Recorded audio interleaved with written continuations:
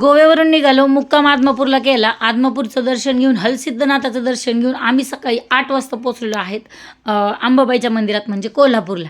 भूकमार झाली, पोटमारा झाला गोव्यामध्ये, म्हणून गाडी पार्किंगला लावेपर्यंत पण दम काढला नाही मी. धपाटं आणि काय म्हणतात, आपण धपाटं म्हणतो पण ते लोक थालीपीठ म्हणतात. थालीपीठ खाऊन घेतलं. मी तुम्हाला म्हटलं ना, आदमापूरपासून हे बाबा 2 आमच्यासोबत होते आणि त्यांच्यासोबतच आम्ही हलसिद्धनाथाला गेलो, आदमापूरला गेलो आणि त्यांना घेऊन आम्ही कोल्हापूरला गेलो. ते खूप म्हणत होते की तुम्हाला देव पावला, तुम्हाला देव पावला, तुमच्यामुळं आम्हाला पण देव पावला, आम्ही सगळ्याला देवाला तुमच्यासोबत गेलो. आम्ही यांना खराडपर्यंत नेलं होतं. मग काय, देवीचं दर्शन घेण्यासाठी पहिलं तर साडी घेतली, कारण मी याआधी बघा सगळ्या देवींना साड्या नेसवलेल्या आहेत. मग इथं पण ओटी घेतली. इथली साडी 6 वारी घेतली, कारण याच्या आधीच एक व्हिडिओ आला होता की त्यात फक्त आत पेपर होते आणि साडी नव्हतीच. पण मी चेक करून घेतली साडी, तर साडी 6 वारी होती. त्यानंतर गजरा घेतला. इथं गेल्यावर गजरा लावणं म्हणजे मॅन्डेटरी आहे, शास्त्र असतं ते, असं म्हणून चालूया.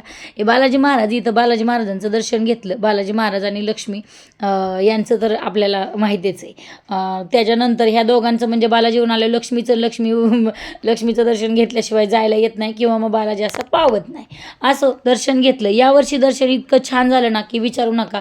तुळजापूरची देवी आणि या देवी, बाकीच्या देवीचं जवळून दर्शन होतं, पण शक्यतो कोल्हापूरची देवी आणि तुळजापूरच्या देवीचं जवळून दर्शन होत नाही. पण यावर्षी खूप छान दर्शन झालं. या बाबांनी दिवसभर आमच्या सोबत होते. कराडमध्ये यांना आम्ही सोडलं आणि खूप खुश झाले. यांनी नारळाचा तुकडा दिला आणि म्हणले, बाळांनो नीट जावा, चांगलं राहावा, सोबत राहावा. एक काका म्हणतात, आता आपली भेट कधी होईल.